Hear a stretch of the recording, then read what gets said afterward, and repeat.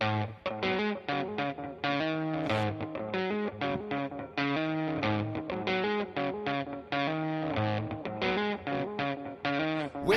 to the Dirty Sports Podcast.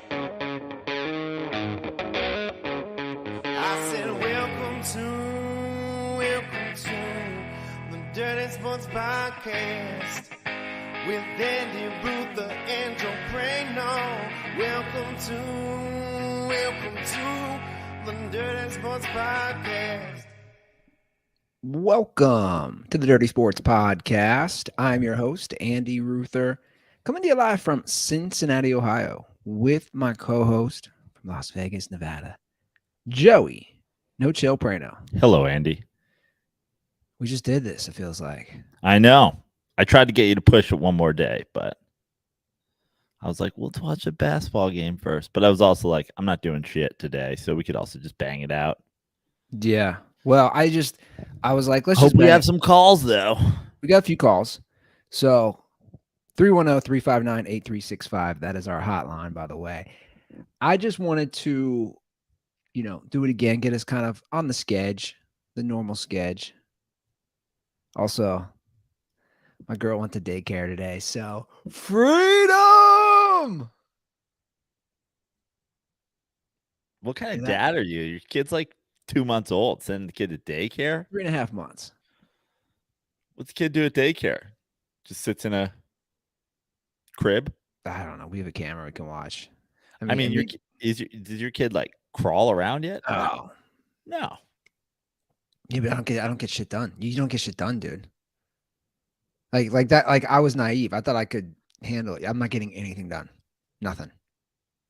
Because she needs to be held and feed. Like people, again, I know I've said this a million times, but like these books are hilarious to me. The books are great. And it's like, well, you don't write in a book, hey, my kid needs to be held for 30 minutes after feeding, which usually takes 30 to an hour, or she'll throw up like everywhere. So like a feeding is like a 60 to 90 minute process, and you're doing that 6-7 times a day, 5-6-7 times a day. Do you see what I'm saying? Like, hey, I'll pay somebody to do that. So anyway, yeah. But we got a good show today. We got hockey correspondent Ryan Klatt will be phoning in. I don't know, will he be on a train when he hops in? I don't know. I said I would like that. Can you be live on a train, shoveling coal, dressed as a conductor? It'd be great. I don't think he actually shovels coal on this train, Andy. I know, but I want that. I really want that. I want coal on his face. Is it the residue? I don't know what that would be called. Soot. Where else can you get soot? Like where else do you have soot? I don't know. Anywhere that there's dirt or ash or great definition. A residue black, of some powdery sort. Or flaky substance consisting largely of amorphous, there's a big word, carbon produced by the incomplete burning of organic matter. Nerd alert. I have some soot on my face because it came from some amorphous carbon produced by incomplete burning of organic matter. This is what happens when we don't wait for the finals to fucking play a game. We're easing in, bro. Well, in news that Andy Ruther would, I think, enjoy because of your love of Taco Bell / the Rio employee dining room, there is a chance I may need to use the restroom during Ryan's appearance or some other point in the show because they had taco night at the Rio employee dining room last night. And, we might have to make it. I have a coffee here and I don't know. I might have to release some soot. It sounds like they didn't get the memo. Taco Wednesday, not Taco Tuesday. Taco Wednesday. What's going on with the Rio? Every night's taco night at the Rio. I wonder if that same woman is working. Probably not. Who very angry woman at the employee cafeteria when I worked there. Did not like when you put in some specialty orders. Was not even specialty orders. Was not a fan if I was like, I'm really craving a big triple decker turkey club. She would act like you just. I didn't even know that was like an option. I just go down there and eat whatever's there. I don't know. Like from my experience working in Vegas, like Caesars, Rio, wherever I worked, yeah, you could put in special orders. Now they expect a tip, but like, dude, I'd literally throw the guy like, I don't know how it is now. I'd be like, hey man, whip me up a nice Philly cheesesteak with blah blah blah blah blah on it, and to throw them like 2 singles. They do it. Wow. So I don't know. I don't know if you can put in the special request, but you should test it out, man. Yeah, I might have to. I don't think I can eat taco night again. They really have tacos every night. No, but it's all some form. It's like cheeseburgers and like, isn't that the ground beef I had yesterday with the tacos just made into a patty with the same shredded cheese on the side? Like, do you have a swipe card when you go through there? Yeah. So I think I've said this before. When I worked at Caesars, the thing like didn't work the whole time. You had a swipe card. You just walk through it. Like, you walk through a turnstile? Yeah. Yeah, like that's how it was at Caesars, but it didn't work. So I'd roll in there like late night with buddies because I did have the How many times did you get stopped like walking through the hallways because you were like didn't look like a casino employee? Never. Not once. I've gotten stopped like security pops out on me all the time. Like, what are you doing here? I'm like, hey, I'm one of the comics. Like, here's my fucking little badge. Things must have changed. Yeah, man. Like back in the day. After the great heist from Ocean's 11, security, they had to up security. Or that dude who killed all those people.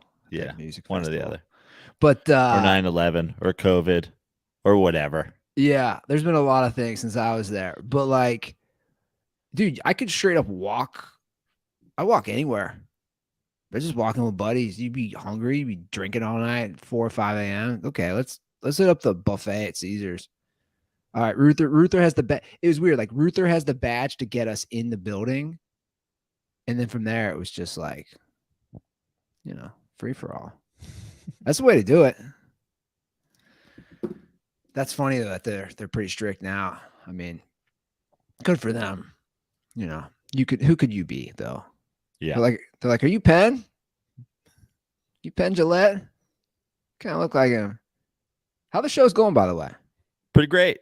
Last night was a little more quiet. Monday and Tuesday. Monday was great because of the holiday. Tuesday was still pretty good. Last night was slowed down a little bit, but shows were good. Yeah, generally been really fun so far. So how many comics are on that? There's supposed to be a host and 4 comics. The show's supposed to be 70 minutes long.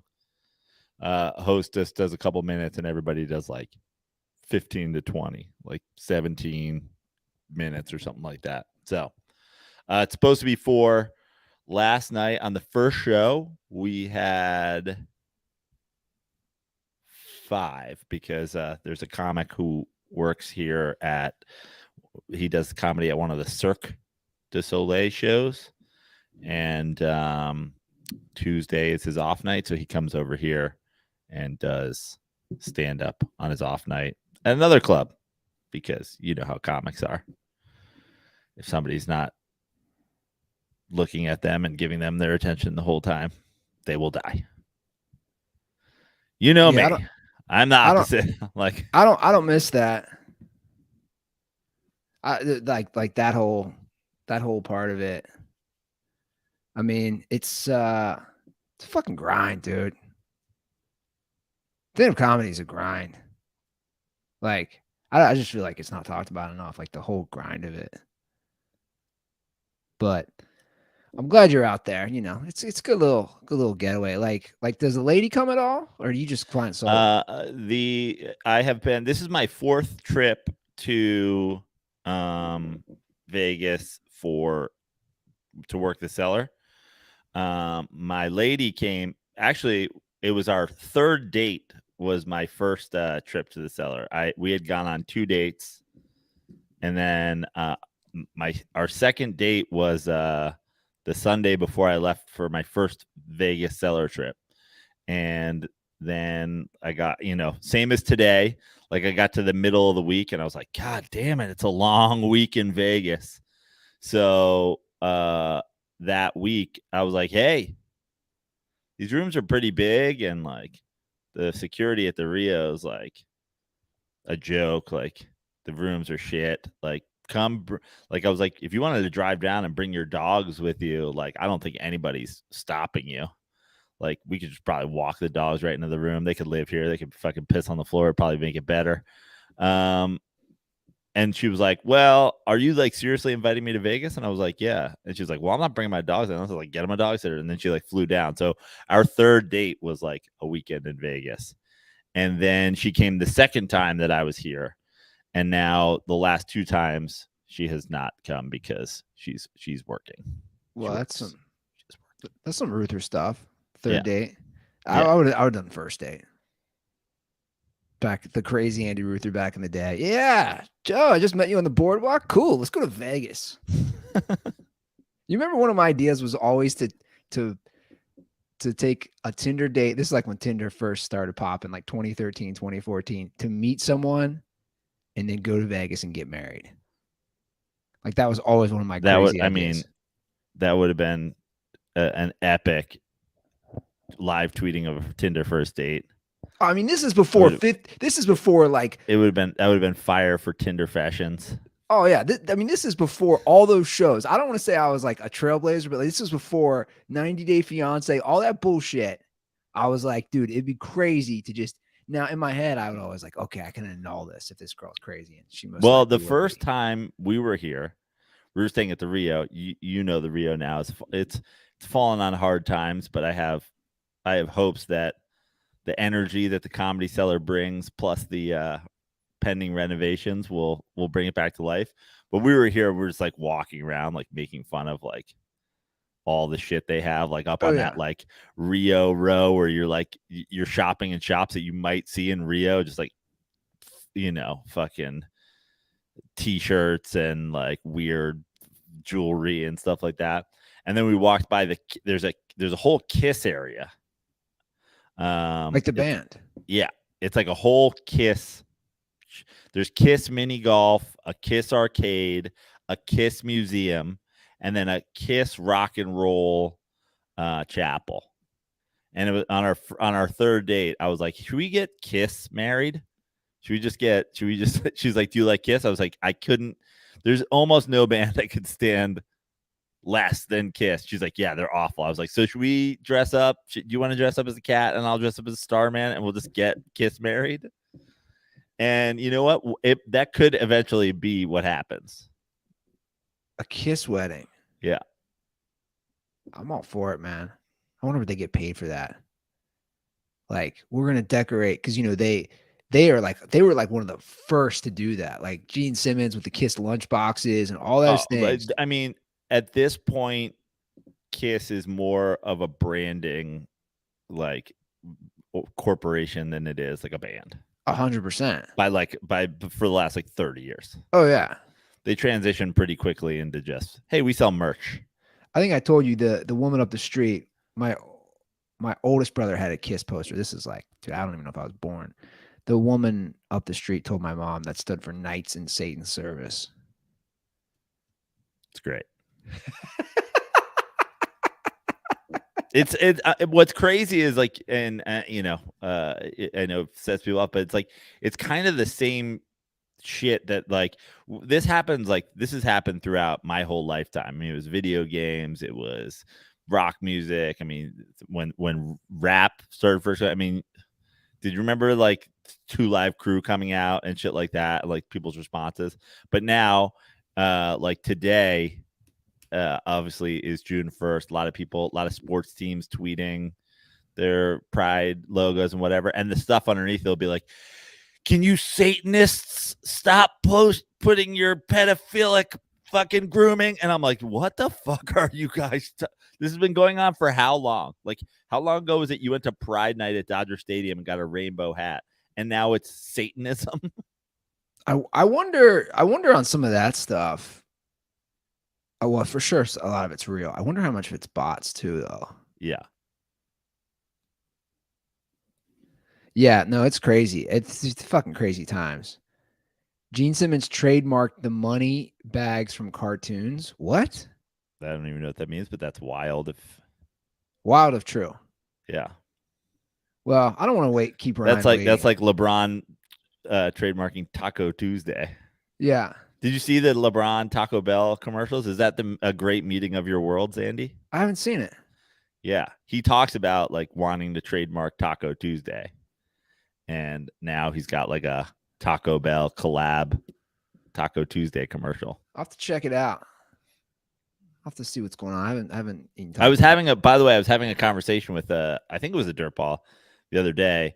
You know, I was talking about the Air. Now that you've seen Air, the propaganda around Air and he was just like, you know, you keep talking about like the propaganda around Jordan. He's like, there's LeBron's got commercials and whatever. It's like they do the same thing for LeBron. And I was like, tell me you didn't watch 90s television without telling me you didn't watch. Like, correct me if I'm wrong. Like, in the 90s, it was every single commercial a Michael Jordan commercial. Like, you watch the NBA on it's not even NBC. Close to now. It's not even close. It's insane. I mean, if you see a LeBron James Taco Bell commercial or Sprite or whatever, yeah, it's not much. Yeah, no, people don't realize like, and we have a call later in the show, which I think like it's a good call because it moves beyond the whole LeBron versus Jordan, but it goes into like that, and I'm interested in like that, like the marketing, just psychology. To check my memory, I pulled up the NBA on NBC opening, like the John Tesh song. Yeah, the John Tesh song and like the graphics package and the highlight clips. I mean, there's 5 Michael Jordan like appearances in a 15-second NBA on NBC. It literally opens with his face. There's the fucking dunk. There's there's him with the Bulls. Like there's like 4 or 5 Jordans in 25 seconds.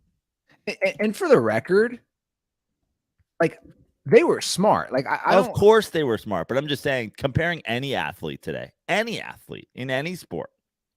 That's the thing. Like I don't want people to like from marketing, it was brilliant. It was genius. It was smart. He was the best player in the world. And obviously we see where the game's at now, where it's such a global sport. No, it was smart, but yeah, if you were not, and that's kind of what that's what's great about the NBA today, and we're going to see that as the final starts. But they love now to promote all of these guys because they want you to feel like everybody's got their own star. Like the NBA is such a star-driven league now that you watch NBA games, you might see 10 different NBA stars in commercials. I mean, you have a Jimmy Butler Michelob Ultra commercial now. Yeah. You know, you got all the State Farms. You got like there's everybody's Steph's in a bunch of commercials. Yeah, Steph's in a bunch of commercials. You got a 15, 20 stars during the course of an NBA game. Dude, in the 90s, you didn't see like Dominique Wilkins wasn't popping up during fucking commercials. I mean, there were some. Charles Barkley, Shaquille O'Neal. I remember that's about it. I mean, and I'm forgetting some, but like people don't realize, and it was catchy. They were smart. Like Mike, that plays right in the outro of Air. I was literally singing and humming that when I took a shower that night. Like it's a catchy song. But I'll get to that call later in the show. I don't want to keep Ryan waiting too long. I know he's got a train to catch, a train to work on. I'm just going to keep bringing up things every time you try to go to Ryan. Poor guy's been just busting his balls all night. Let's bring him on for the Stanley Cup Final. Welcome back, Ryan Klatt. Hello, Andrew. Hello, Joseph. Hello. Good to see you again. Oh, great to be here again. You kind of sound like you've been working hard. Give me? We need a train. We'll start there. Let's start with the train discussion. Yeah. No, it's been slow actually. I haven't worked very much at all lately. The trains aren't moving very much these days, but I'm on call right now. So you're like a doctor. You're on call. Yeah, just as important as one too. So Well, Yeah. you are. I mean, you're transporting things that people need in this world, right? Yeah, that's right. Yeah, just as important. So Well, we talked to, Prano mentioned, like this is the start of Pride Month. And we have all these things, right? Like Military Appreciation Day, Nurses Appreciation Week. When are we going to have train conduct? I mean, you guys literally are. I mean, I'm joking, but not joking. You are supplying food, goods, things people need, right? Like, when are we going to have Train Conductor Appreciation Week? Is what I'm asking. yeah, I would love that. You should start, a petition or something for that, Andy. I'd really appreciate it. Like what would be the uniforms? Like let's say the Toronto Blue Jays did that. Like, would it be like a train conductor looking hat? Well, whatever you have been wearing for your cosplay. Right? You've been cosplaying as a conductor, right? You need the striped coveralls and the big poofy hat that's striped. That would do. And some soot, as you guys were discussing. Some soot on the face. You got some soot on that train? No, there's no soot. There's no soot. It's not coal. Like this isn't Back to the Future 3. I know. I made a coal joke the last time you were on, and Andy's mentioned it 5 times 6. I was like, I think Andy might think his train runs on coal. Andy asked me, can a train run off the Stanley Cup last time? So I don't know what. Still losing sleep, wondering what the fuck he meant by that. It's funny. I got a lot of DMs about that. I had people asking me how high I was on, what I was on. I was like, I was on nothing, man. I just this is where my mind goes. It goes off to some weird spots, as you know. Now, it's part of the dirty sports experience. I appreciate that, Ryan. So fill me in, Prano in. Like, we're now to the final. We have 2 underdogs, a massive underdog in the 8 seed Florida Panthers. What should we expect? What has been your viewing experience? Tell me who you're picking so I can immediately go bet against them. Yeah, boys, I've been ice cold. I mean, you guys talked about it. Holy shit. The Clack curse is real right now.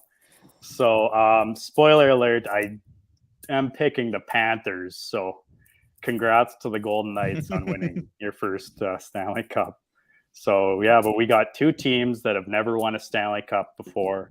So, nice, fresh champion. I like to see that. If I can kind of break down both teams a little bit, like Florida. Like, hey, do me a favor real quick. I'm hearing a lot of rattling. I don't know if that's I don't know if you need to hold it. My mic probably rubbing against my beard. Yeah. So if you just hold it like that, if you could, appreciate it. Yeah, anyway, no problem. Go ahead. He's got his playoff beard. Yeah, that's right. Yeah. Keeping up with the players. Okay, so Florida, I mean, 8th seed, worst record of any team in the playoffs, and they've made it all the way to the finals. I think they're the 3rd team to do that. And I just want to rewind a bit. It's just incredible that they're even in the playoffs. They just squeaked in over the Penguins, and the Penguins had a game against the Blackhawks at home, like second last game of their season to clinch a playoff spot, and they lost to like the Blackhawks, one of the worst teams in the league, at home. And Pittsburgh misses the playoffs for the first time since Crosby's rookie year, allowing Florida to get in. And they're just on this magical run. Took down the big bad Bruins after falling down 3-1 in that series, and have just been rolling ever since. And Bobrovsky is on the case. You're reckless, Bobrovsky, but damn it, we need more guys like you on the force. Now, let me ask you something, and this might be an unanswerable hockey question. It might be hard to predict with, I know there's a lot of off-season moves, but when a team, like, even if Florida doesn't win the cup, does a playoff run like this after just sneaking into the playoffs, does this have an effect on them? Like, do people then go, oh, next year they're going to be a favorite to win? Or is this a Cinderella team where you just go, oh, like, they'll just be a borderline playoff team again? Like, in baseball, I sort of predicted, and we'll see what happens, but I sort of predicted. I didn't think the Phillies were going to come out this year and run away with the NL East, despite a sort of magical World Series run last year, I was like, they're still just not the best team, you know? Right. Well, yeah, it's kind of interesting you say that. Like, to answer your question first, I do think Florida is a very solid team that can contend for years to come. I think they underperformed in the regular season a little bit. Are they a relatively young team? Is this like they sort of got it together toward the end of the year? Fairly young, but one interesting thing about the Panthers, they actually won the President's Trophy last year. They had the best record in the league last year, and then they got trounced in the second round by the Lightning, like just embarrassed. It was a sweep. They scored like 4 or 5 goals in the series. But they had a huge trade in the offseason. They traded away their top scorer and one of their better D-man to Calgary for Matthew Tkachuk. Just shocked everyone. And a lot of people thought that Florida actually got fleeced in that deal. And, the whole season, and now Florida Tkachuk is Tkachuk's sort of a monster the now. odds-on favorite for whatever the fucking award that you Conn win. Smythe, yeah. Well, or Bobrovsky. Him or Bobrovsky kind of neck and neck for the Conn Smythe right now. But Tkachuk has just been an animal. And 3 game-winning goals in this series. He had the overtime-winning goal in Game 1 and Game 2. And then he scored the series winner with 4 seconds left in Game 4. So, yeah, he's been incredible. And that series, I mean, probably the best series for a 4-game sweep you could have ever asked for. Every game was decided by 1 goal, and the Hurricanes just couldn't quite solve Bobrovsky. Every time you say that, I think of what was the character that Will Ferrell did. Prano, you know what I'm talking about on SNL? No. Bill Brasky. Or was that David Koechner? Okay, no one's getting this. I'm just going to move right on. Okay. And it was just, okay. Really, Prano, you didn't get that? It's like back in the day SNL. Nothing? Nope. Okay. Moving right along then. You're predicting the Panthers. I'm predicting the Panthers, yeah. And, if I'm right, then great, I'm right. And if I'm wrong, well, that's kind of good too, because as you know, Vegas has my Sasky boys. And, That's right. That's right. 16 of the 20 players they dress are Canadian. So strong Canadian team over there in Vegas. And now, does that I feel like I already know the answer to this, but up in Canada, when you get down to 2 teams like Florida and Vegas, is a country that cares so much about hockey, do they just go ahead and root for whoever has the most Canadian players? Yeah, I'm sure that's the case for a lot of people. It's kind of the case for me. I would probably lean a bit more towards Vegas winning. I think Florida winning would be a good story too. But yeah, you're predicting Florida, but you're rooting for Vegas. Yeah. And when Don Cherry used to work on CBC, he would always mention the number of Canadians playing in the Stanley Cup Final. That was his big team. Oh, yeah, this team has 14 Canadians. This team has 15 Canadians. That's why they're here, So what about fan bases? Now, I'm assuming Vegas has a much better fan base. We talk about South Florida fans are kind of flaky, I think, in all sports. So the Golden Knights, right, probably have the more passionate fan base. Yeah, I think they're a new team, obviously, but ever since they've come into the league, their fans have shown up. I think this city is hyped for the Knights, man. Yeah. They love you're there, Knights. so you got a firsthand look at what's going on there. I'm actually, Vegas is so big and so many people coming from so many places. Like the majority of, I would say, audience members that come to the Comedy Cellar, where I'll be through Sunday, are tourists. But I was thinking, man, I wonder if the Stanley Cup Final, which I believe starts on Saturday, will affect attendance. I'm hoping not, but it's around. A lot of people are very excited about this series. Right, yeah, and Florida, like you said, they kind of flaky fans.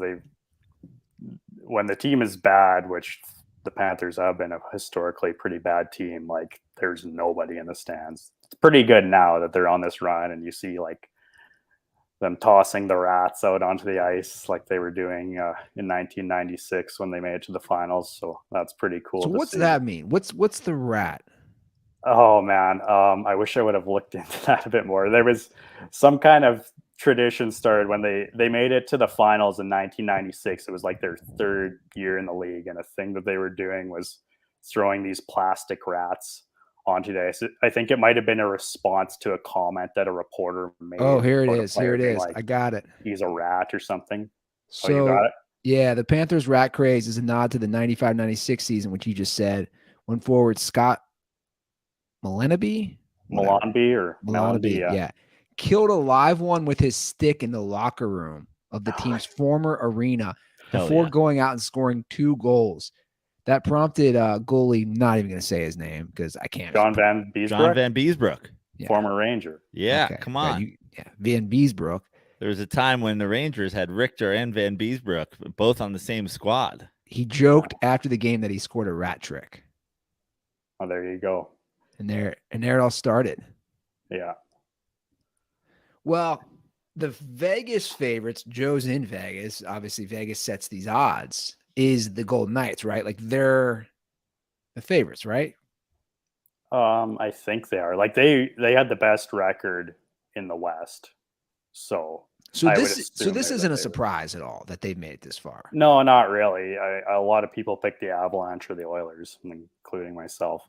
But yeah, Vegas has. You've got a picked really every good team but Florida up to Yeah, this point, and exactly. now you finally jumped on the rat wagon. Yeah, I've been doubting them the whole way, but I just think this is a team of destiny. Like they've got such a mojo going right now that I'm gonna pick them again and see how it goes. So, like styles of hockey, especially for somebody who knows nothing about hockey like myself, what kind of style does Florida play? What kind of style does Vegas play? Are they similar? Are they different? What can I look for? I think Florida plays a bit more of an offensive style game, more high flying. They were able to beat Carolina, by like just moving the puck around well. They actually kind of got outplayed every game. Like they got outshot every game, but the scoring chances that they were getting, they're just composed and poised. Like the one goal that Barkov scored, just fake between the legs, went backhand. Like it's one thing to get your grade A scoring chances, but then to have the composure to bury the puck. Florida's just playing with a lot of confidence right now. So more of an offensive team, and Vegas has their defense or ton of like really big physical guys that move the puck well. So they're really deep on D. They have some guys that can score too, but they don't have as many top end offensive players as Florida does. So that's kind of offense versus defense a little bit. Gotcha. And Florida relies heavily on Bobrovsky in that, or they have been this playoffs. And now talk to me, because we know that this all comes down to the goalie. Talk to me about Vegas's goalie. Vegas's goaltending situation. I mean, it's been you remember those like choose your own adventure books? Yeah. That's been Vegas's goaltending situation. There's been so many twists and turns. Like, so their guy right now is Aiden Hill, and he was like 3rd or 4th on the depth chart. And like their main guy, Logan Thompson, got injured like halfway through the year.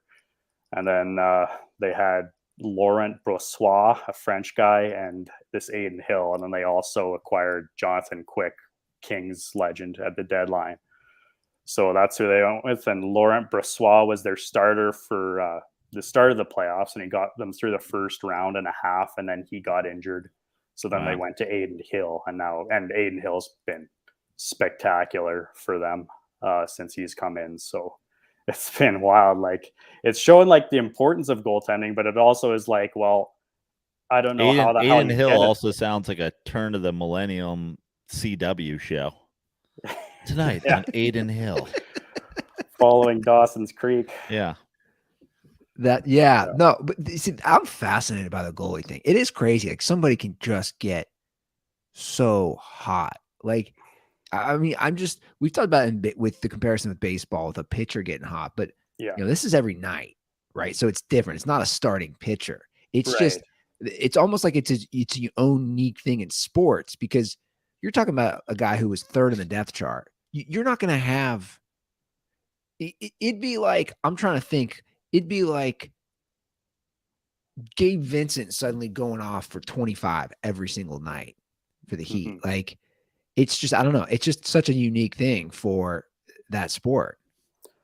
Yeah, like Bobrovsky's like Madison Bumgarner right now in 2014. But like you said, it's every night. It's not every 4 games or 5 games or whatever. So yeah, and it's tough to like copy a lot of times after the finals. You see other teams trying to copy the blueprint of these teams that made it to the final, and it's like I don't know how they're two totally separate goaltending situations. So it's like I don't know, like Bobrovsky's on a huge contract right now, and like I said, Aiden Hill was third or fourth on the depth chart. So Now I wonder, we have two party cities, right? So you have yeah. South Florida, you have Vegas. My question would be, how much cocaine, who would do more cocaine? Now like Miami is like the cocaine capital. The Vegas, cocaine Right. everywhere. Right. Like what do you think, Prano? Like who's celebrating with more blow? Vegas's fan base or Florida's fan base? I'm going. The fans. You're saying? Yeah, Um, Florida, right? I'm Or going. do they just not care? I'm going Vegas. I'm going Vegas. I think Vegas. I think if you live in Vegas, there's a good chance you party. Whereas if you live in, you might just be in Florida. You know, especially Yeah. if you're a Florida hockey fan, True. right? Yeah. Now, like, if the U won the national championship, it'd be fucking snowing in Florida. But I don't know about the Florida Panthers hockey fans. But in Vegas, it's just like a reason. There's like, should we do blow? We won the Stanley Cup. Yeah. I see we got a question for you in the comments here, Ryan. Off topic from Stanley Cup. Who is your favorite American player? Favorite American player? Well, I'm a Leafs fan, so the smart choice would just to be Austin Matthews. Other than that, I don't. Yeah, probably Matthews. It seems he's one of the best players in the league, right? Yeah, he won the MVP last year, so Yeah, and he's on your nice team. safe bet. Yeah. Yeah, he's on my team. Yeah, let's just go Austin Matthews. Sure. I have a question, and you might not know the answer, but a lot of sports teams, especially basketball and hockey teams, because they're in little arenas and you get courtside, have celeb fans like Will Ferrell's. They're always putting Will Ferrell on the jumbotron at Kings games. At the Garden, there's your array. Do we have any standout celeb fans for Florida or Vegas? We do. We've got Brooks Koepka is a big Florida fan. Right. They've been what? Him. I mean, that he could carry a lot of the blow weight himself, probably. Well, there you go. Oh yeah, and he was definitely, after he won the PGA, like that guy was on a bender. Like I don't think he blinked for 5 days straight. I'm pretty sure Brooks Koepka took his live money, bought a shipload of cocaine, and is now a coke dealer for frat houses across the country. Like, I feel like that's what he's turned his money into. That's absolutely, I think, what he's doing. So we have Koepka for the Panthers. Do we have anybody like do we have a Carrot Top for like who we got for Vegas? I don't know. They don't if they've shown any celebrities at Knights games. Oh, I saw one actually. It was Siegfried and Roy's Tiger. He was too soon for that. He was sitting. They should bring him out to fight the Panthers. Yeah, maybe Mike Tyson's Tiger from The Hangover. Yeah, well, Tyson's he's a Vegas guy, right? He lives in Las Vegas. Yeah. Well, if The Hangover is any indication, then I don't know. Something about Mike Tyson tells me not a hockey fan. Yeah, although the fighting, you never know. Yeah, that's right. So, what do you have a prediction? Like, do we think this will be a hard-fought series? Are we looking at 6 or 7 games? Are we looking at? I'd like to say 7 games, but I don't want to put my stink all over it. Yeah, like, are you trying to rival me, like in the curse? Like, are you trying to rival me?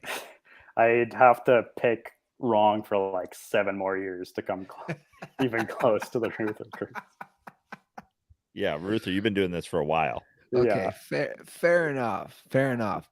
Anything else to look out for when we're watching these games? Now, actually, real quick before you get to that, this is big for this is the first time it's on TNT, correct? Yeah, and I think that's awesome. TNT's done an unbelievable job with the NHL. ESPN's kind of dropped the ball a bit. People have been criticizing it a lot. Their choice of commentators and analysts, but TNT is phenomenal, and they're between the panel with like Paul Bissonnette and Gretzky. It's electric. So is this like a playoff their NBA? Like, are they trying to kind of formulate that same? Yeah, they're following the Shaq Chuck formula for sure. Okay. And, yeah, it's been great, and they've got I think Kenny Albert's their main play-by-play guy, and I don't know how you guys feel about him, but I think he's fantastic. I think he is too.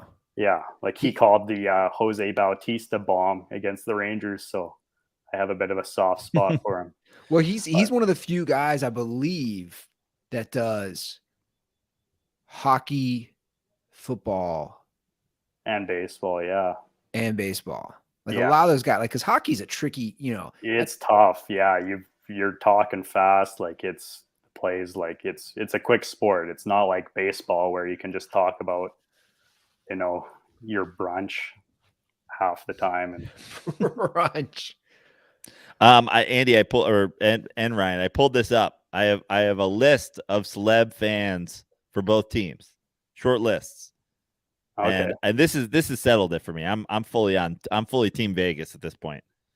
Florida Panthers, Ariana Grande, Josh Gad, LPGA's Lexi Thompson, PGA's Brooks Koepka, and Andy's favorite player in the NFL, Tua Tagovailoa.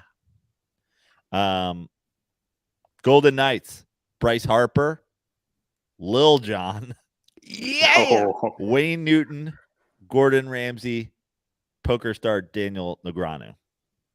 I mean, just the Gordon Ramsay, Lil Jon, Wayne Newton trio. I want to see those guys in a luxury suite. Add that to the podcast list. Yeah. That's quite the lineup. Yeah. Ariana Grande, really, come on. I didn't fucking write the list, Andy. I'm just saying. I read the list. She doesn't. I assume she's mostly. I'm sure she's in Miami a lot. I'm sure she's in LA, New York a lot too. I don't know.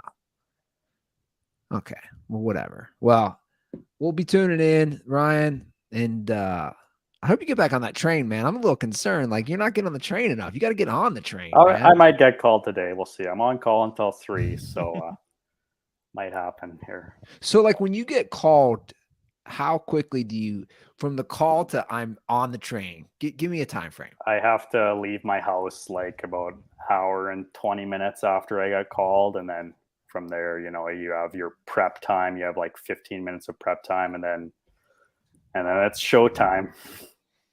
You get on and go. So, man. Yeah. I just, one day I just want to shout out. Now I was like going to let you go without forcing more train questions on you because Andy's done so many. But why would a conductor need to be on call? Is this if somebody goes down, somebody pulls a hammy?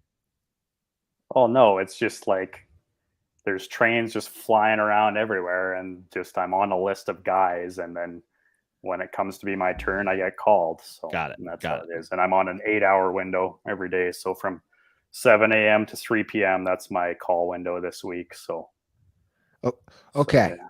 I'm gonna ask you a non-train and non-hockey question, and we'll let you get out of here. Non-hockey. Okay, here we go. You wearing a Red Hot? What do you think of the Ted Lasso season finale? No, he's wearing a Red Hot Chili Pepper shirt. I just want to ask him. Yeah. Give me your favorite Red Hot Chili Peppers song / favorite Red Hot Chili Peppers album. Okay.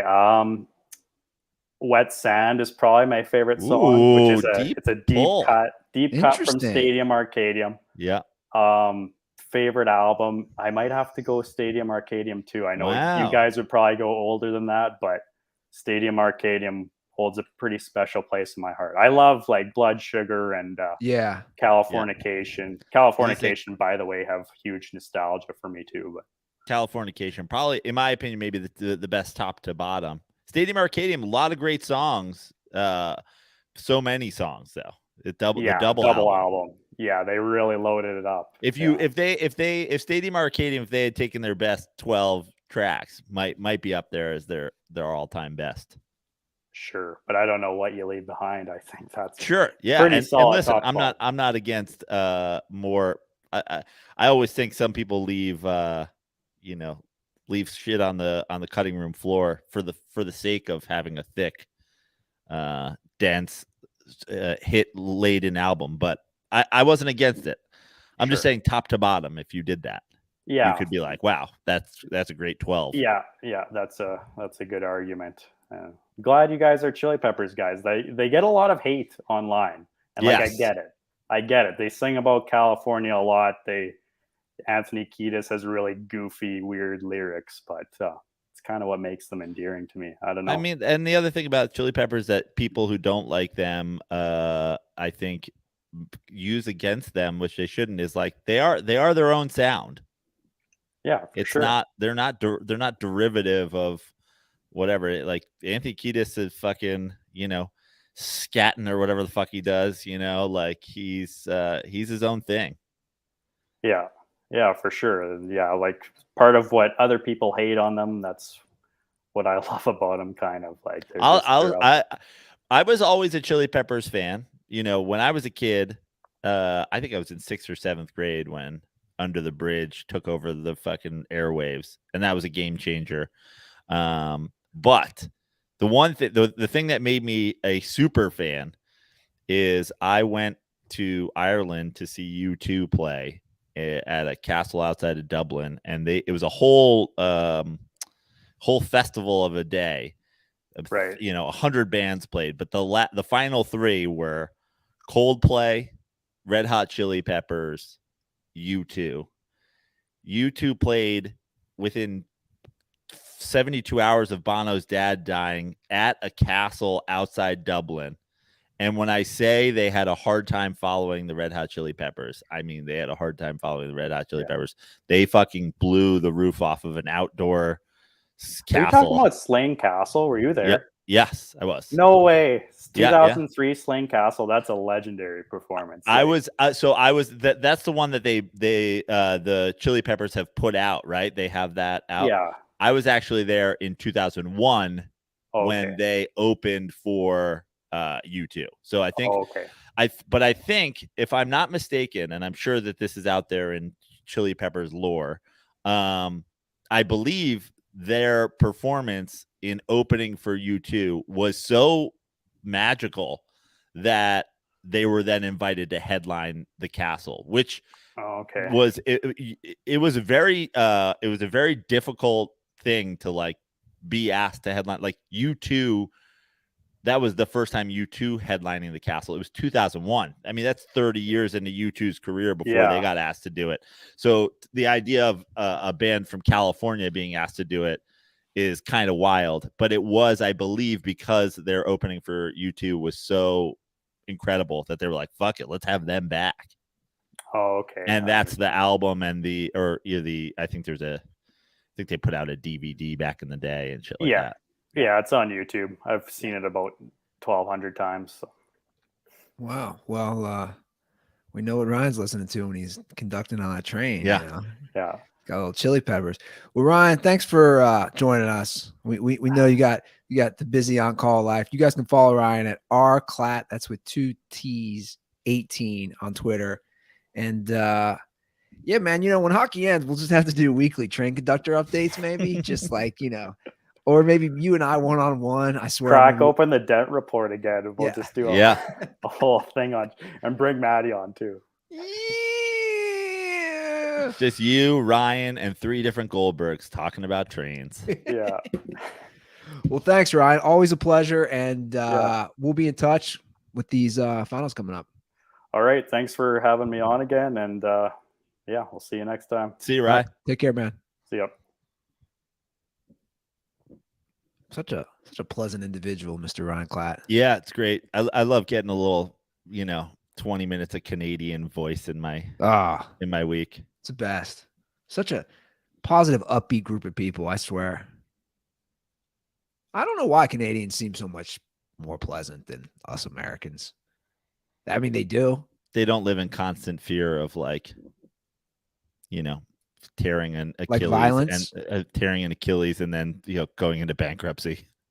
But also, like, obviously, we're such a more violent country. Yeah.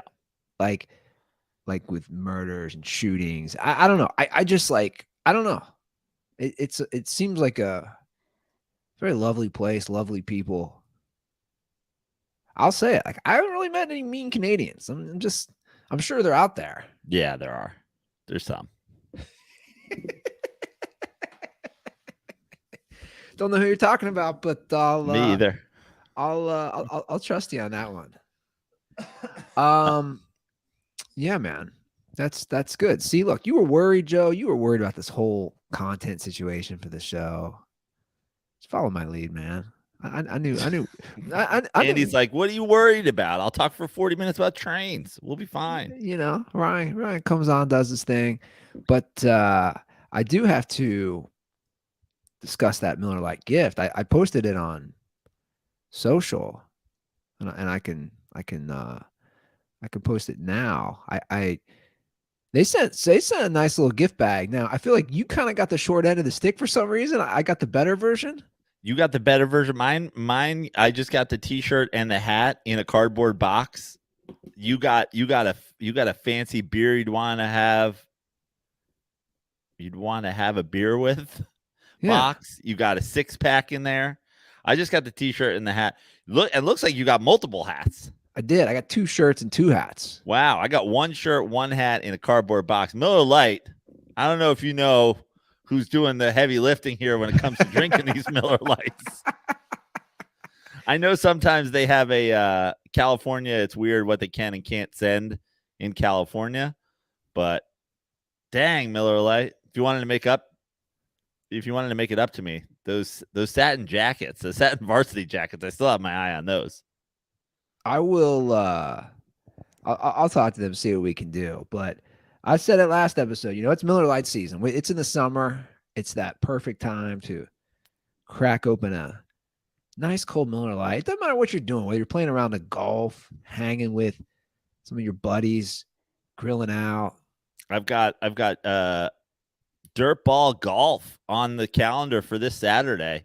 Gonna play golf out here in Vegas with a couple dirt balls. I know there's gonna be some Miller Lites drank that day. And let me tell you something, Andy. What I did yesterday, I went out, decided to get some sun. I was like, I'm gonna go sit by the pool.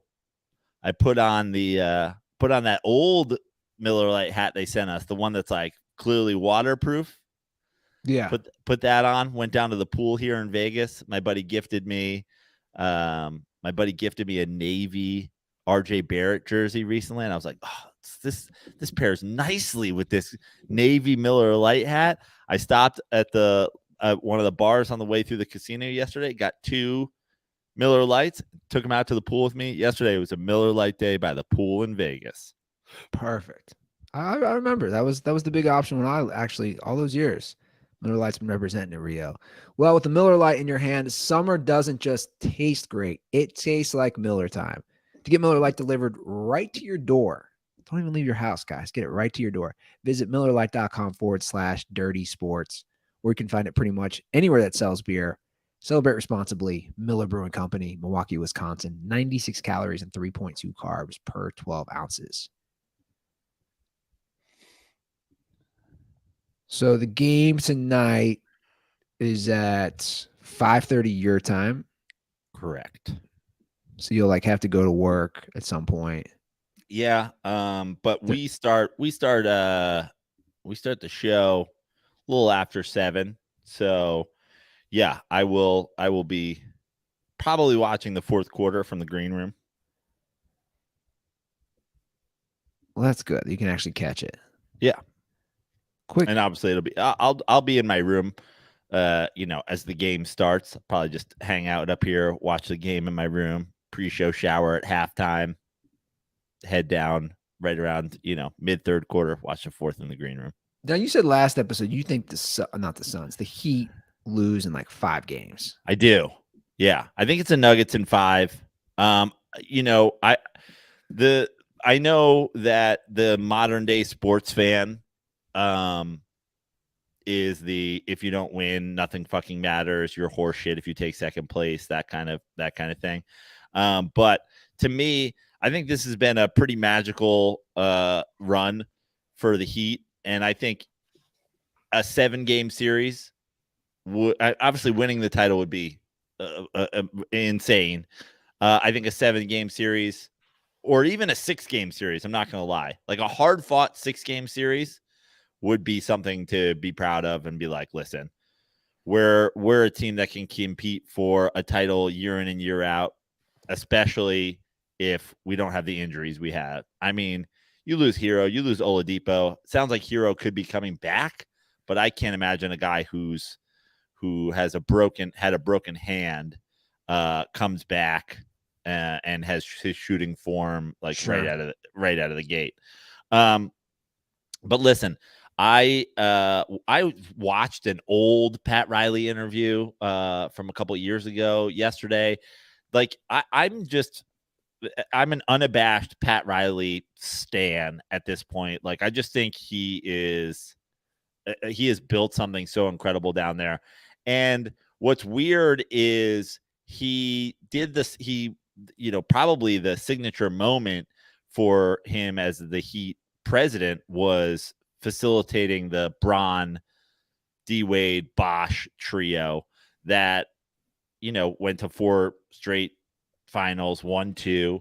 In the interview I watched, it was an old interview he did with Dan Le Batard talking about, him thinking that they could have gone to 8 or 10 finals in a decade if LeBron had stuck around, and how he just was so devastated when he left.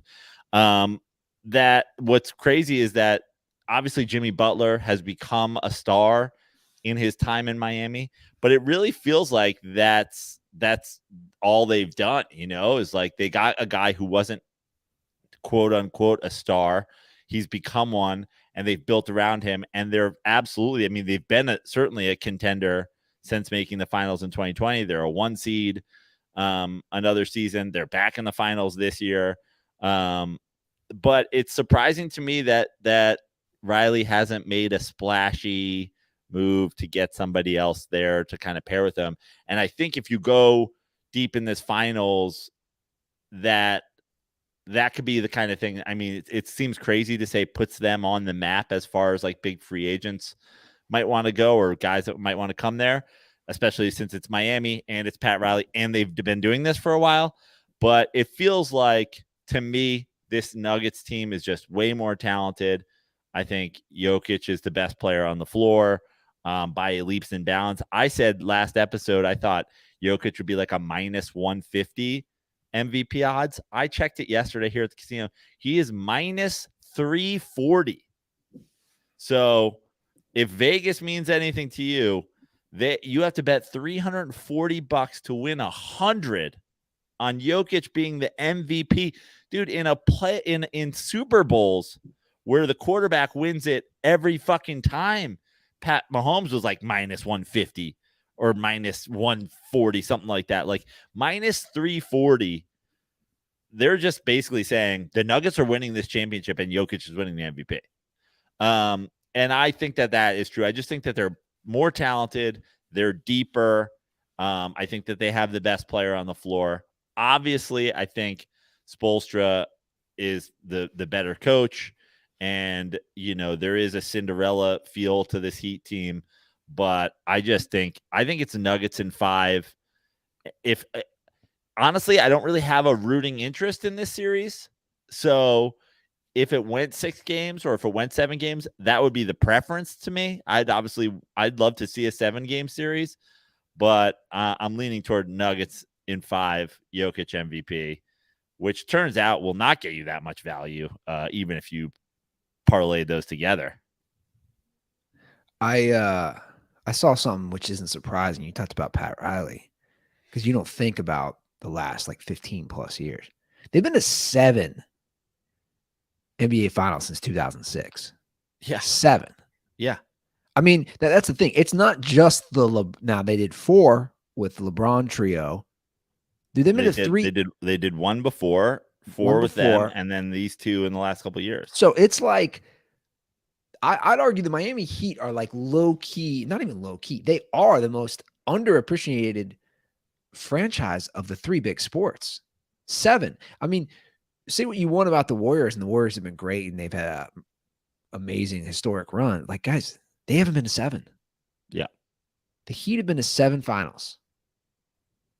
And it really just does show what Pat Riley brings to the table. That is a good point, bringing another star. And this is, by the way, and I just want to, again, I know everybody hates when we do this, but I do this because I think teaching our fan base stuff, maybe our fan base already knows, but I know there are lurkers in the bowels of dirtball fandom. But if the Heat lose this series, Eric Spoelstra's 2-4 in finals, and yet we're all here saying he's one of the best coaches in the NBA, which I obviously agree with. I think he is one of the best coaches in the NBA. Well, and again, the fact, and you know what? You know why I think he's one of the best coaches in the NBA? Because he's been to 6 finals. Yeah, and perception is crazy with this modern sports fan, and I something hit me when we were talking to Ryan, and I do find this very ironic. You said today's sports fan, especially on social media, and this is correct, only judges you by winning. Yet it's completely paradox of non-pro sports, as in we live in, and maybe I grew up somewhat in it too, a participation trophy age, right? Like the irony of all these people who like everybody gets a trophy, but the same token, like you ain't shit unless you win a title. I don't know. I just like we always hear Charles. I love just the idea, the participation, dude. We talk about the participation trophy era. Did you get a participation trophy when you were fucking 4 playing soccer? Yeah. Yeah. That was it was 1983 when I got my first participation trophy. Like, apparently boomers are responsible for participation trophies. So fucking relax. Well, that's what I'm saying. Like, we grew up in it. That's why I said that. Like, yeah. Like I remember all that, getting a participation trophy. But like I also remember growing up, the 2 guys that come to mind for me, well, we can stick it to basketball, but like Dan Marino, Charles Barkley, Karl Malone, like you always heard Patrick Ewing, you heard how great these guys were. Like they still were so respected. They didn't get rings, man. But like you always heard that. Now it's like, yeah, you suck. Like you didn't get a ring. You ain't shit. And I remember the good old days when guys like that, especially the first couple, I mean, I don't know about Karl Malone because obviously he had Stockton and they made a couple finals and they lost to Jordan, whatever. But when you talk about Marino, Barkley, and Ewing, those were 3 guys. And obviously Barkley and Ewing both played in finals, and Marino played in 1 Super Bowl, 2 Super Bowls, 1 Super Bowl. One. That it was always, man, those guys didn't have help. Like they got there and they got so close and they put the team on their back and they made it. But like, and obviously all of those guys had players on those. I mean, you know, Kevin Johnson and Dan Marley were great players, but like they're not in the fucking Hall of Fame, you know? John Starks isn't in the Hall of Fame. Like I remember there was a time when guys like that, you'd be like, man, it's too bad that they didn't ever get to play with somebody else who could have helped them get over the hump. Yeah. Like Scottie Pippen, like, you know, the super teams that have been built these days. And listen, you look at this Heat team with the guys that are in and the guys who are out, it kind of is the Jimmy Butler show. Like it's a great, it's been a great season and it's certainly been a great playoff run. But the bottom line is, I mean, I don't think Jamal Murray's going to be in the Hall of Fame, but he's a fucking NBA. He's like a great NBA player. Yeah. And has like elite scoring ability at times. I just, you know, I don't see Miami being able to do it without another real star. Well, they need to play like they did in Game 7, right? Like where Caleb Martin has 25 points. You have guys just filling it up from three. But I the bottom line is I don't think that they've got enough firepower to keep up with Denver. I just think Denver's going to score too many fucking points. Yeah. No, I agree. I say Nuggets in 6. I think the Heat can steal 2 games. That's what I'm gonna say. Nuggets in 6. So I don't know what. I am in Vegas, and we have been playing the zigzags theory all fucking year, and it has been a goddamn money printing machine. 9-point Denver favors tonight. People think it's high. I don't think it's that high. I think with Denver's firepower, that a 14, 15-point win, especially after, Miami coming off of a pretty grueling series, wouldn't be that shocking. But I'm going to stick with what works. I'm betting it tonight. I'm betting Miami to cover because even though they're coming off a series, Denver's coming off not playing. So I could see, I don't think that is going to lead to a Miami win, but I could see it being a cold start for the Nuggets. Maybe they're down a couple points early. They come back, they get in their groove and they run away with it late. But I'm going to stick with what works. I could see a big Denver win, but I'm going to bet the Miami cover, and then no doubt about it, I don't care if the spread's fucking 40. If Miami covers tonight, we go hard on the Denver cover next game. Yeah, that makes sense. So we haven't discussed this yet, and there's been a few more developments. This ref who's under investigation because of his Twitter account. Yeah. So veteran referee Eric Lewis is under investigation because of some tweets, and the NBA is investigating. Now he deleted a lot of them, and now he's claiming it was his brother. So the background, the background here is Lewis, the ref Eric Lewis he's left a lot, man. This is his 19th year. He's done 80 career playoff games. His most recent one was Game 1 of the Western Conference Finals, and his most recent tweet came from this quote unquote burner account, if it's him, and he claims it belongs to his brother Mark Lewis.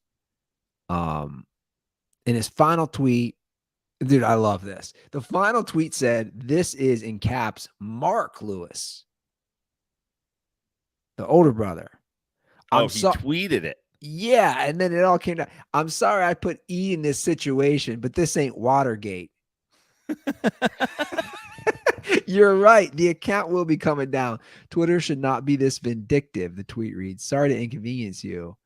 So in prior tweets, just for a background, he had argued with fans over basically his officiating. Yeah.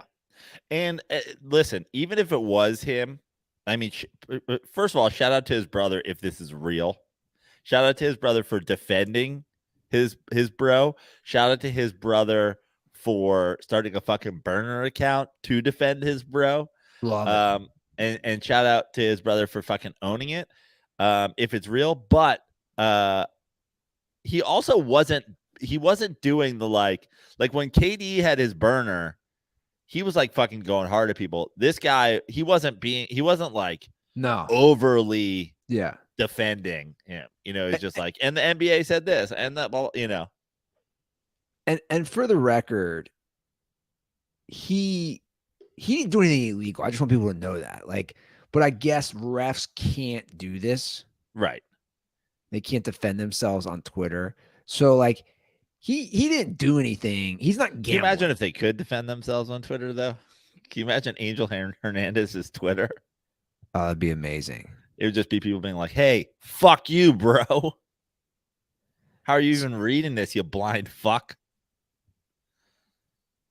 So yeah, it's like the NBA rules, you can't speak about officiating in an unauthorized manner. Yeah. So that's the protocol. Meanwhile, if I was commissioner, I would force them to have Twitter and answer for their fucking calls. But the whole thing is pretty funny. Yeah, it's hilarious. I mean, what I don't love it, or what I don't understand, I should say, is like they're like, we're investing. You can figure this out in 2 seconds.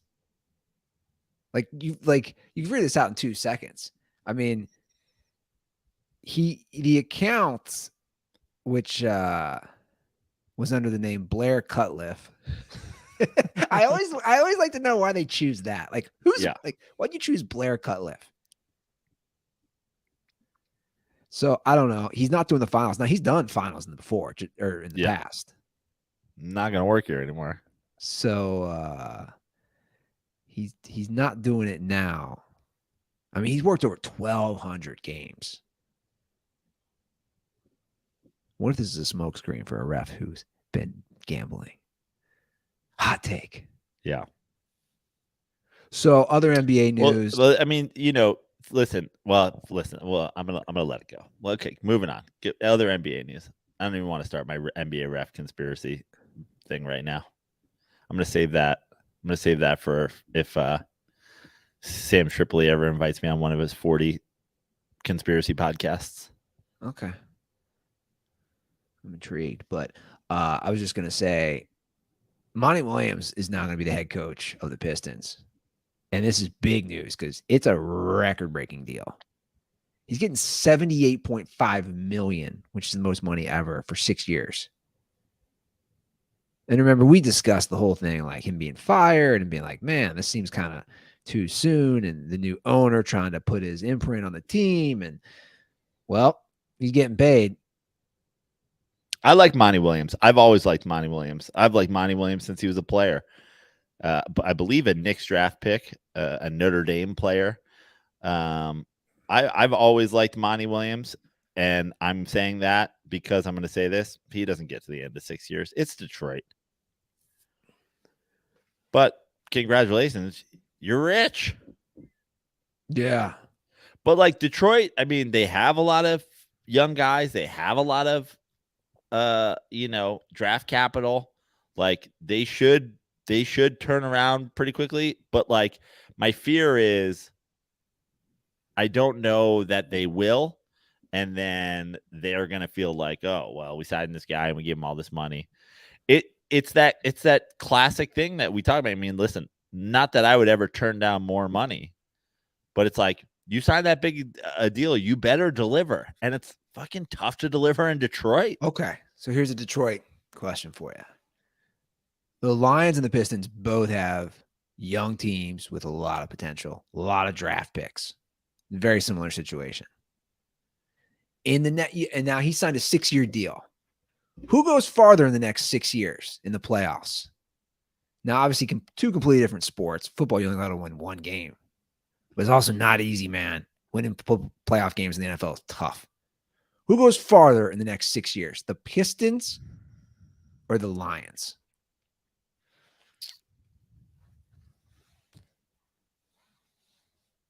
I think the Lions. Interesting. But my gut tells me that in the next 6 years, a second round appearance is probably the best either of them are going to do. I'm saying Pistons. But what you think the Pistons make it to a second round of the NBA playoffs and the Lions don't win a playoff game in the next 6 years? Because here's the thing. I just don't see either of those franchises playing in an Eastern Conference Finals or in an NFC Championship game. But I guess if I were going to pick one, there are so many teams right now in the Eastern Conference that are better than the Pistons.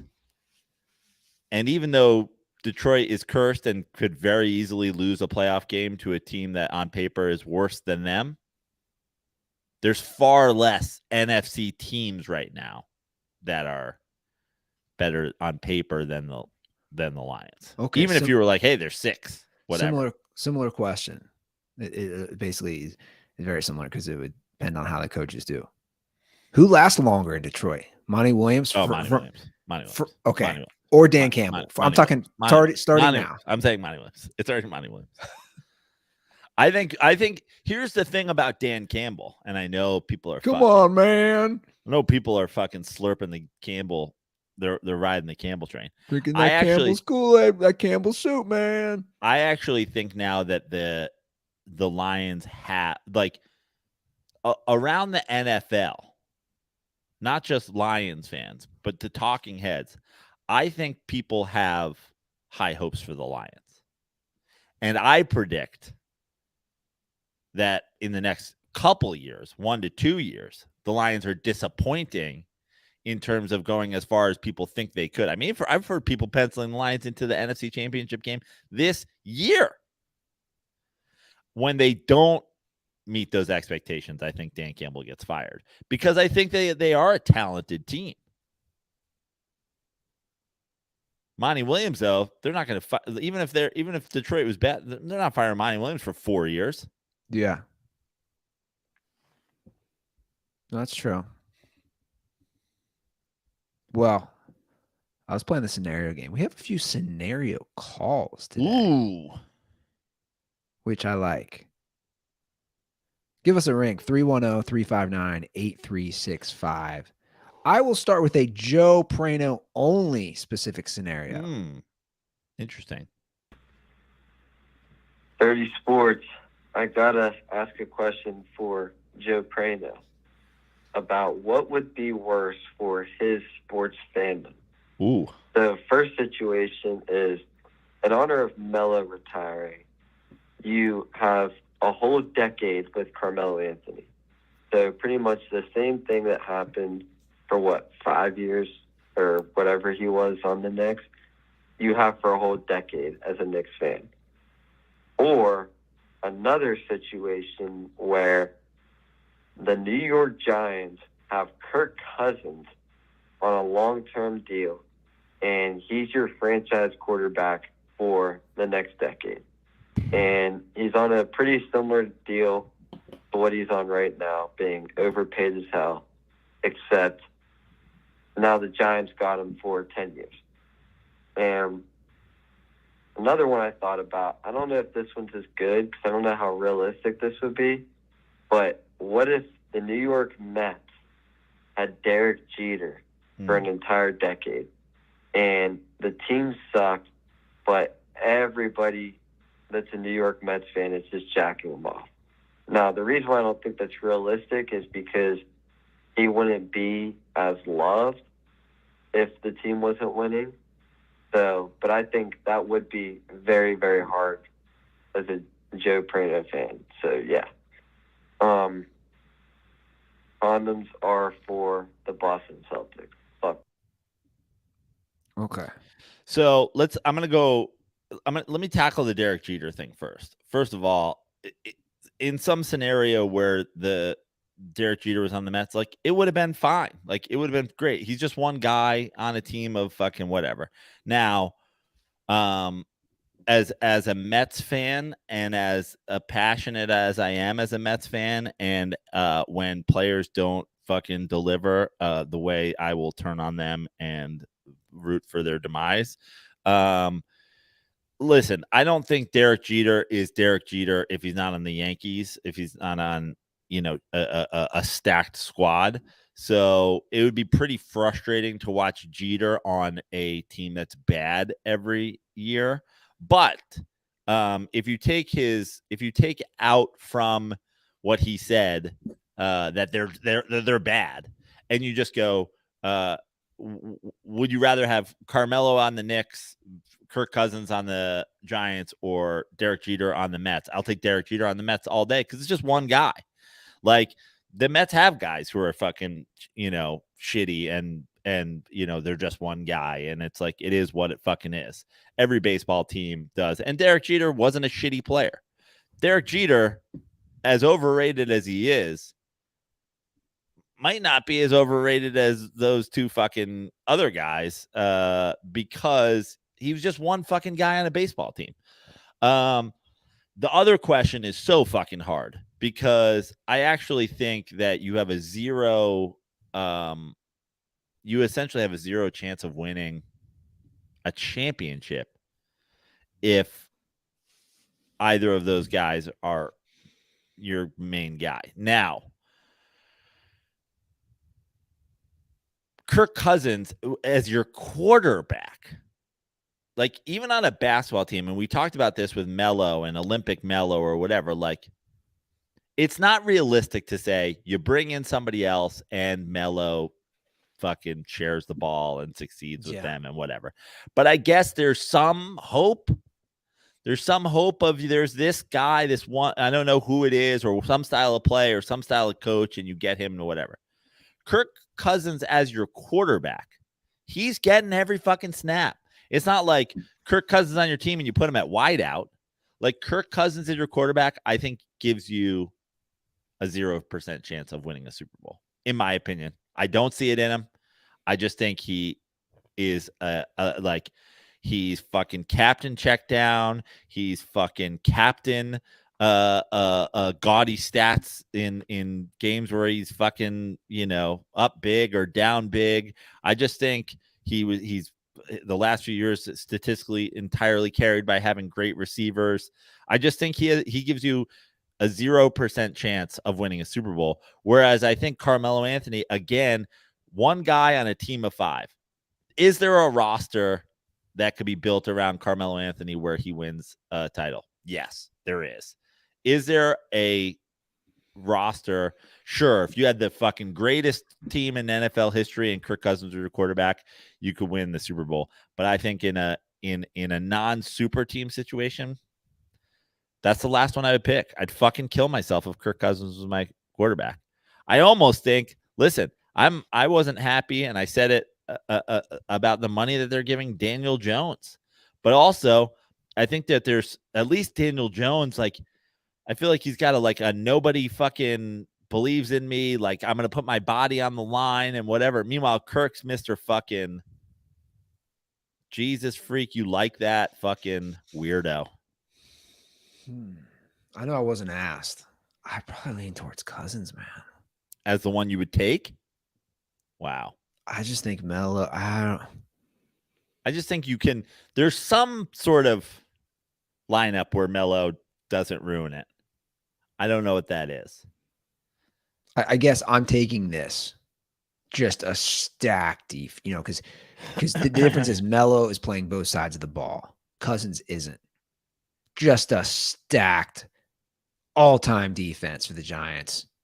And you're like, look, dude, you can be captain check down, right? You can be that guy. The problem is, Andy, even if you look at the Super Bowls we won with my GOAT, Eli Manning, a lot of people critical of his game. When push comes to shove, you have a defense that was on fire, that was playing really well. Somebody still has to make a fucking play at the end of games. Kirk Cousins doesn't have that in him, man. He doesn't have that in him. He does not have that in him. His signature play this year, he overthrew a guy who fucking plastic manned it. Yeah. His Eli Manning helmet catch, his fucking Eli Manning, Mario Manningham throw, the dime of all dimes, the dimiest dime in history, is Kirk Cousins fucking overthrowing a guy. And that guy going up and fucking making the catch of a lifetime. Well, we have another scenario question. It's funny, we had a few of these. This one's Here for we both. go, yo. This one's for both of us. Got a Hopefully a couple hypothetical people pick question that up. for y'all. In a world where you both go pro, Let me start this over.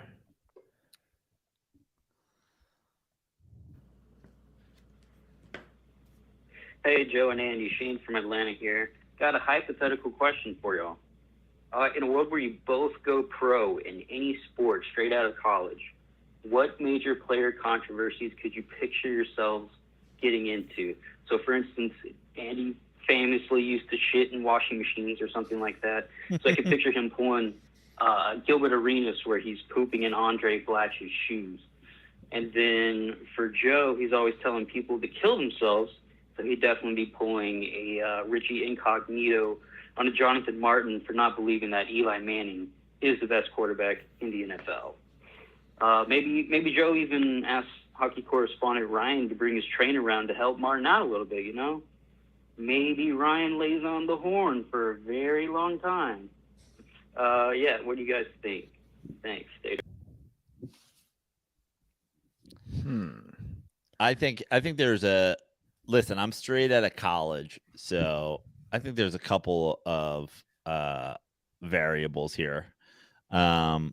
I think I've always been smart enough to know if I was rich that I'd have a fucking turtle, as I always say. I'd have a fucking driver. Like, I don't think I'm getting into a fucking DUI situation. But reckless drunken video out at a bar after a big win, I could see myself getting in trouble for that. I could absolutely see myself in a Mark Lewis KD telling people to kill themselves via Twitter situation. Although I'd like to think if I was fucking super rich, I wouldn't even Eric be Lewis. on that shit. Eric, yeah, but his brother was, Mark. Oh, I don't know His brother Mark. And I think a very highly likely, and to me, I don't think that this should be a controversy, but I think very highly likely controversy should Joe Prano have been a famous athlete or one day potentially a famous comedian is saying something that triggers a lot of people, even though what I'm saying may be right, a la a Colin Kaepernick situation when I after a big win go, why the fuck are we doing flyovers? Does anybody know about the military industrial complex? And then some out kick tries to cancel me or whatever. Well, I definitely, you talk about drunken video. That's come on. I mean, if I was fresh out of college, dude, come on. There'd be so many videos, so many dumb things. I'd be going live on Instagram or whatever, just doing stupid shit. Definitely scandals with women. Maybe there's video of me bringing home a not so attractive or fat girl. I'm just. I don't think that's a scandal. I don't think you can get in trouble for that, Andy. Oh yeah, you're right. You can't in 2023. They couldn't shame me on that.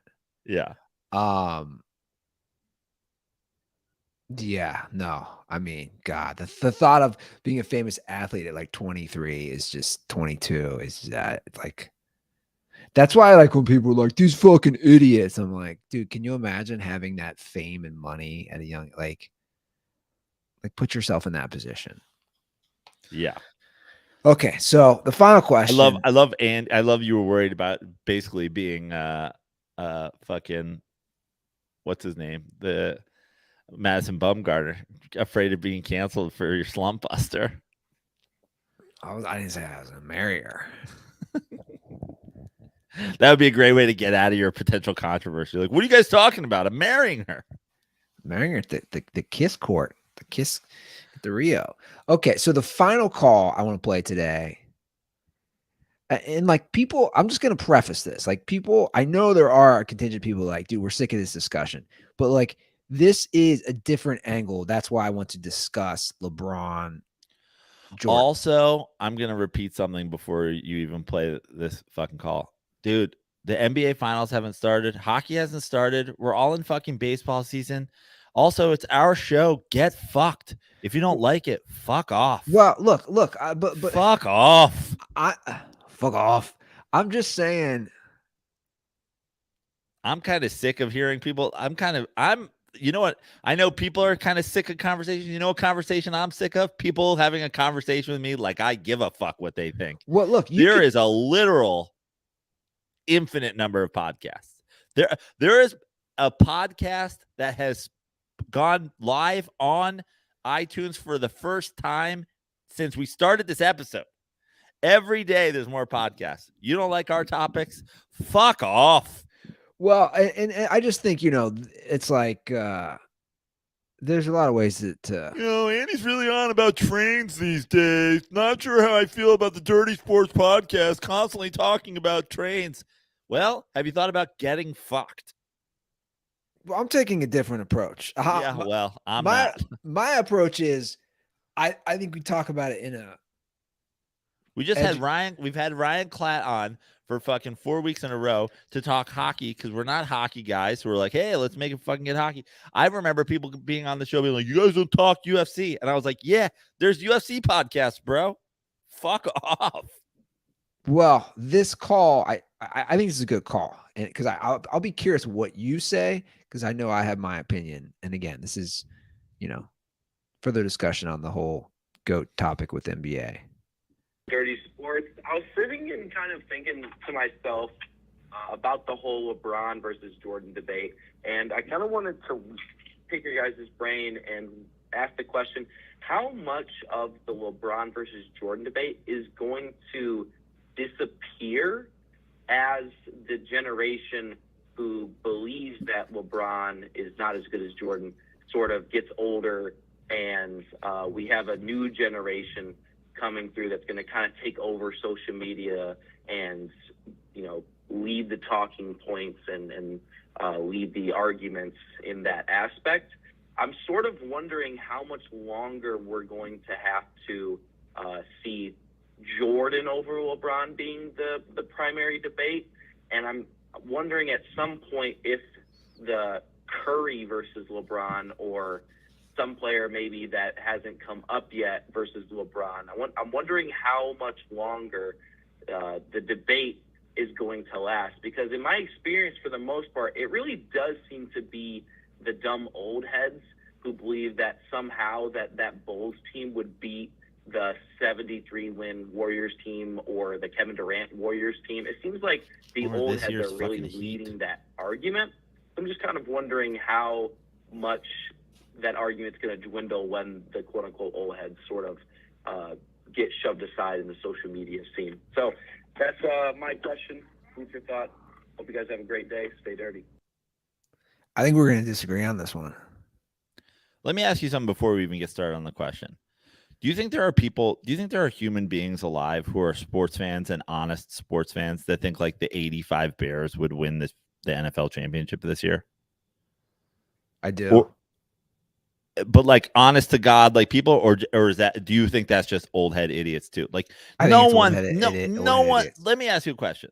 That team was so good. You couldn't get past Refrigerator Perry. 85 Bears, elite fucking defense, no doubt about it. Can we agree without even fucking looking at it on paper that their corners probably don't get fucking drafted today? That like they're probably just not fast enough. They just don't have the fucking ball skills. They just don't whatever. Like why is basketball the only place that we fucking do this? Well, I always ask that. Why is basketball the only place? But to hop into his question, here's the thing, man. And I've said this on our show. You can't underestimate The Last Dance. That's there forever on Netflix. I've already said. But you know what? People don't fucking even watch. Like the amount of people that like ignore fucking details of The Last Dance are amazing. Okay, but fair enough. I've already said this. My 11-year-old nephew, who I've coached, has watched because when the pandemic happened and everything, he watched it so many times because my sister-in-law was obsessed with it. He's already, guys, he's 11. We've already had so many discussions about this. And I know that's just one example, and that's could be whatever, an outlier. Yeah, and this is why I think we're going to disagree, because we haven't started the LeBron retrospective yet. We don't have. There's going to be the documentary. There's going to be. We live in a time now where it's just finally happening, and it will be for the next 15 years. When you watch the NBA Finals, they're going to show you fucking points scored, guys who led their teams in every fucking stat, who has the most finals points in history, who fucking averaged the most points, rebounds. Every time you watch the playoffs for the 15 years following LeBron James' fucking retirement, you're going to be like, God damn it. Did this guy lead every stat every time? Which is what happened with Jordan. And also, I just think kids today, when those kids, the argument for Jordan now, if you listen to the fucking Jordan stands, is like, oh, you know more than NBA guys? 70% of NBA players fucking prefer Michael Jordan. Cool, man. In 20 years, 70% of NBA players are going to say it's LeBron because they grew up watching LeBron. Yeah, well, I guess my thing is, again, it's just passing it down. That's what I was getting Old to. heads will die, young heads will thrive. But you don't think that's my argument, is that the old heads are passing this down to their children, and they're saying it's no different than passing down like racism or something like that, right? Yeah, but you know what? Kids grow up, and sure, some of them will fucking be there, but the majority of them will be like, I watch with my own fucking eyes. I mean, I hope. I don't know. I think it's really, again, it's been brilliant. We've never seen a marketing like this ever. And it's just, again, it's pretty mind-blowing, the power of it. I just think it's just so. The Jordan shoes will always be there too. Yeah, You that's know, what I'm saying. that's That's the part thing. of it. But I think the gap will close, and that probably the scales will eventually tip, and it'll never be as heavily weighted in LeBron's direction as maybe as it is now towards Jordan. But I just think if you went on NBA Twitter, it's still, I think it's, I don't know. Actually, I don't know. I don't know who it weighs, if it's 50-50, if it's more Jordan. It's just, you see, it's real, man. The machine behind it. It's funny. Like, we talk about, because I keep seeing nonstop, right? Like, I get it. There's a movie, The Machine, and whatever. Like this is the machine, the Jordan machine. It's the machine. Like, it is a machine that's been going strong for so long that, like, it's and it's such a strong propaganda. Like, I mentioned him before, and the reason I mentioned him is because our boy Sam Tripoli from Punch Drunk, devout Jordan stan. This is a guy who literally does podcasts about the fucking flat earth, knows that the NBA was rigged. We know the NBA was rigged for a time. yeah. And he's Mr. Conspiracy, not a conspiracy that the NBA was rigged, but just like Jordan, ultimate winner. Hey, man, maybe the NBA was rigging games for their number one fucking star in the 90s. Maybe. Nope, just a killer instinct. Like, that's how big the propaganda campaign is. The guy thinks the world is flat, but still won't believe Michael Jordan does have the most killer instinct of all time. But that's my point, is that, like this, I just don't think this is going to be easy to change, because I don't know. I especially, I know you're saying they grow up, but I think there's such a thing with, especially like a young boy from his father. Now, I think you and I probably, we're not like that. Like there was never anybody growing up for me who my dad was like, he's the best. Like, my dad just didn't do that. He's like, oh, I like sports, I'll watch it with my kids. He was never like, he's the best. But I do think the just the passion of some of these people is so strong. Hey, it's Jordan. It's Jordan. It's Jordan. I don't know. Hopefully I'm wrong. I just think more and more soon the dads are going to be fucking LeBron stans. But I don't think they will, man. Well, listen. You got to remember, especially Mikey doesn't let his kids wear Jordans because of us. We convinced him. He's like, you can get Jaws, you can get LeBrons, you can get Kyries, you can get whatever, but you can't wear Jordans. The tables are turned. Yeah, but you also can't underestimate people who just don't like LeBron, whether it's his politics or the China thing or whatever. There's people who can't separate that. There's a lot of people who can't separate that. Yeah. None of those people watch basketball. That's the ultimate thing. Well, maybe you're right. Maybe I'm wrong there. I don't know. Again, I mean, listen, if you ever have a discussion with a Jordan stan, like I do all the time, 50% of them, you just don't watch, bro. You just don't watch. You watched when your guy was the man, and that's why you'll never give it up.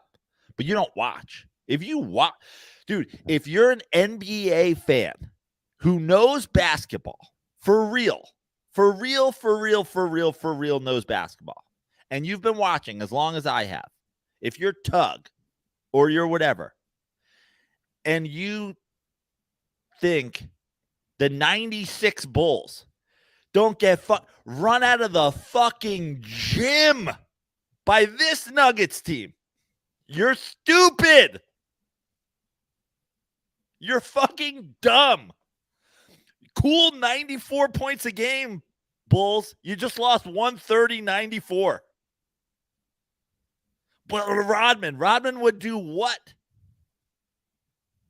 Dude, this Nuggets team would fucking murder that Bulls team.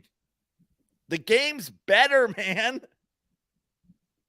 Also, the car that won the fucking F1 yesterday would beat the car that won Le Mans in 1961. What are we talking about?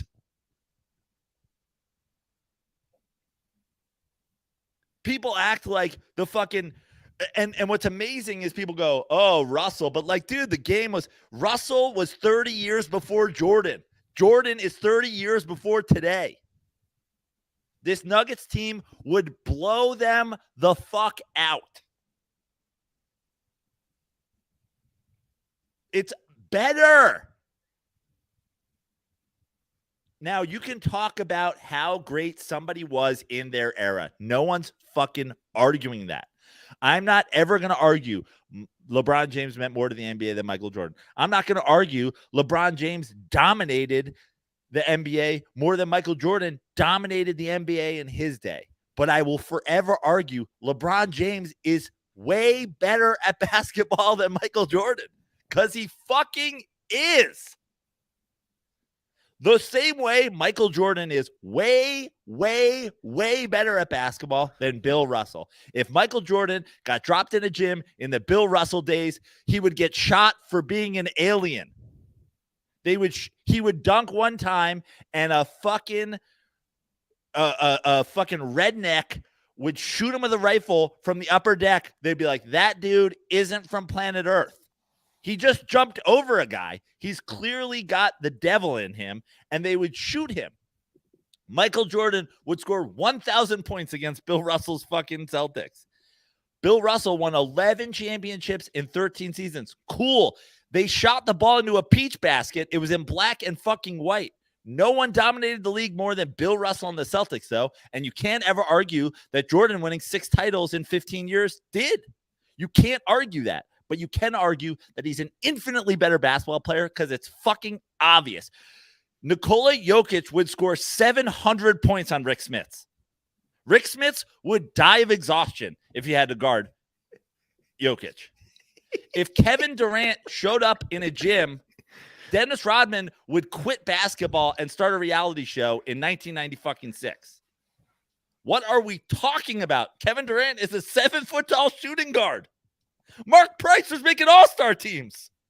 I'm picturing like the same thing with football. I'm picturing Patrick Mahomes showing up like early 2000s. Can you imagine? Everybody's talking Brady. Patrick Mahomes wearing a leather helmet.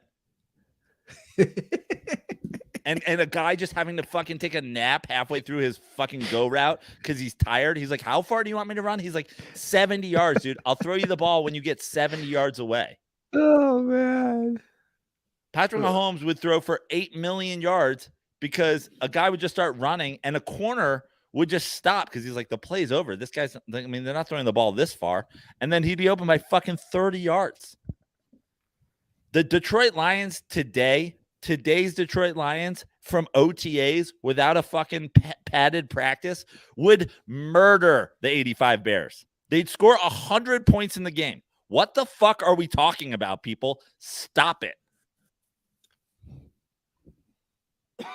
I'm sick of it. Hitler would invade America if he saw Carl Lewis. He'd be like, we can't. They're going to take over the world. They have superheroes. Those are the calls today. Give us a ring. 310-359-8365. That is our hotline. We are on social at The Dirty Sports. If you're going gonna indulge yourself with a cold Miller Lite. Make sure you tweet at us, Instagram post, whatever. We always like to share the Miller love. Joe's in Vegas. I'm in Vegas through Sunday. 2 shows every night, Rio and Vegas. I fly to LA on Monday. I fly to New York on Tuesday. I will be at the New York Comedy Club in Stamford, Connecticut on Wednesday. Come see me. I'm a fucking better comedian than fucking, guys who are telling jokes in the Catskills because it's fucking 2023, guys. What the fuck are we talking about here? Come see a guy who is a middling comic in America today, but also if dropped in 1945 would be fucking Lenny Bruce. I'm at New York Comedy Club in Stanford. Get your tickets now. Follow me on all social media at Joe Prano. Subscribe to my Substack. I've gotten a lot of great messages. I'm doing a podcast.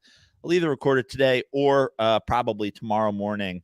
A lot of like mailbag type questions. People want to know about my Succession finale thoughts and my Ted Lasso finale thoughts. We're going to put those at the end of the podcast so you can quit if you haven't gotten to those episodes yet. But you've got a little bit of time if you subscribe to my Substack, which you can do for free, to throw in a reply to my thread. Ask me about anything you want to ask me about, and we will talk about it on the mailbag pod. All right. Well, that is our show. You guys have a great weekend. We'll be back on Monday. And as always, stay